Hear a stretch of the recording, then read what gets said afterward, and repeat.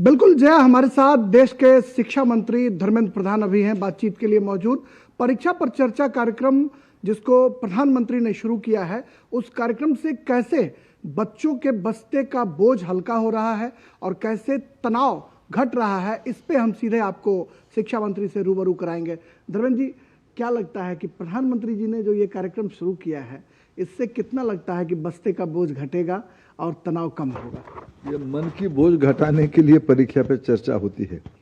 परीक्षा हमारी व्यवस्था में एक डरावनी दुनिया बन चुकी थी।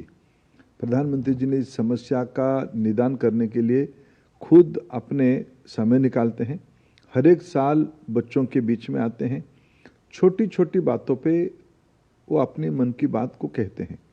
इस बार को मिला कि ये 9th एडिशन परीक्षा पे चर्चा का हो गई है।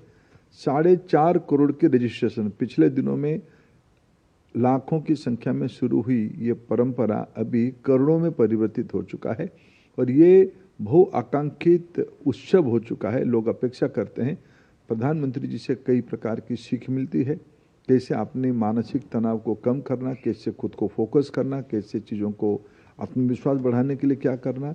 ये छोटे छोटे बातों में विद्यार्थी बड़े अपने सरलता से प्रश्न पूछते हैं, सहजता से प्रश्न पूछते हैं। आज हमने देखा कि प्रधानमंत्री जी ने टूथपेस्ट से लेकर के रात के सोने तक की जितनी वस्तुएं हैं उसका उन्होंने जिक्र किया और कहा कि स्वदेशी अपनाओ, और आप देखो कि कितनी चीज़ों का इस्तेमाल हम स्वदेशी कर रहे हैं, तो इससे स्वदेशीपन का भी जो है बोध बच्चों में हो रहा है। माननीय प्रधानमंत्री जी ने बच्चों को विकसित भारत की लक्ष्य के बारे में पूछे और उन्होंने पूछा कि इसके लिए मैं क्या क्या कहाँ हूँ, करने के लिए उसको याद करो। बच्चों ने कहा कि स्वदेशी के बारे में आप आग्रह किया है, तो स्वदेशी का अर्थ क्या है?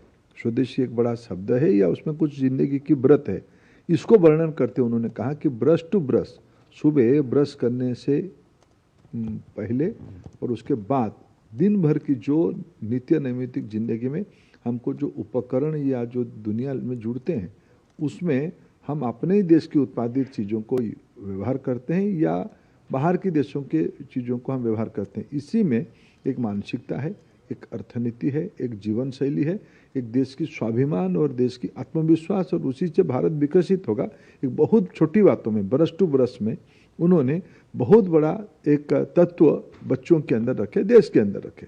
आपको लगता है कि जो बस्ते का बोझ, अभिभावकों का दबाव, पड़ोसी के बच्चे को नंबर ज़्यादा आ जाए, हमारे बच्चे को क्यों नहीं आया, इस दबाव से बच्चे जो हैं प्रधानमंत्री जी का कार्यक्रम देखकर या उनसे सीख लेंगे? ये कार्यक्रम मील का पत्थर साबित होगा। तो अभी इस बार 4.5 करोड़ लोग उसमें रजिस्ट्रेशन किए।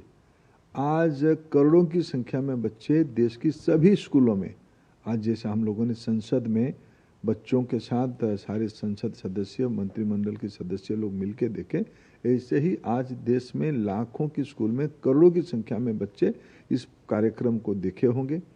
निश्चित रूप में आज जैसे हमारे देश में बहुत बड़े बड़े 15 अगस्त देश की आज़ादी का उत्सव, 26 जनवरी देश की गणतंत्र दिवस, ऐसे ही परीक्षा पे चर्चा देश में नई पीढ़ी के अंदर आत्मविश्वास भरने का एक जन उत्सव बन चुकी है। लोग उसको अपेक्षा करते हैं, पेरेंट्स अपेक्षा करते हैं, टीचर्स अपेक्षा करते हैं, स्टूडेंट भी अपेक्षा करते हैं। ये बहुत सहजता लाती है।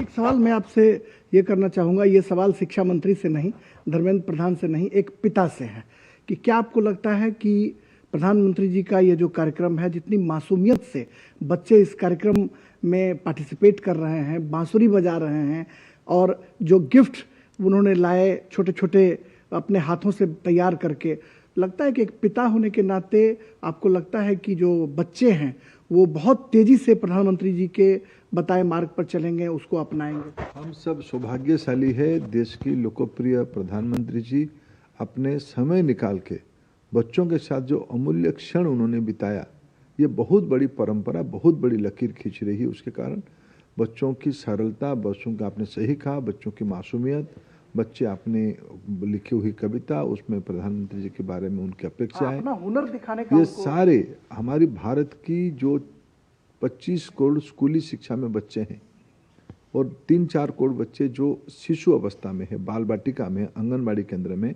देश में 6 महीने से लेकर 18 साल के जो बच्चों की दुनिया है, जिसकी दायित्व शिक्षा, महिला और शिशु कल्याण विभाग और स्वास्थ्य विभाग की है।